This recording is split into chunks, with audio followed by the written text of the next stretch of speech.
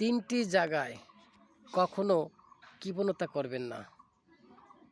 এক নম্বরে হলো মা বাবার যেটা খেতে চায় কি কিনতে চায়, মানে মা বাবা যখন যা চাবে তখন তা আপনি দেবেন। দিলে কী হবে তা জানেন?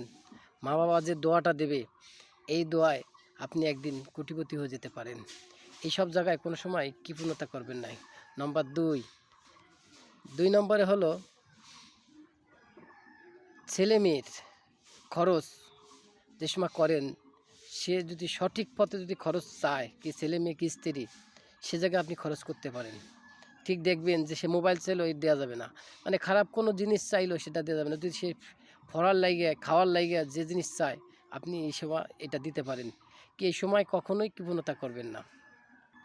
3 নম্বরে গরিব দুঃখী কোনো লোক ভিক্ষের ভয়ে যাইতেছে, তার পিছে টাকা ভাঙেন।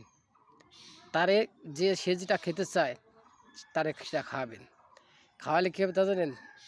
একদিন আপনি ঠিকই তার দোয়ায় আপনি একদিন অনেক বড় হতে পারবেন। এজন্য এইসব জায়গায় কখনোই আপনার কৃপণতা করবেন না।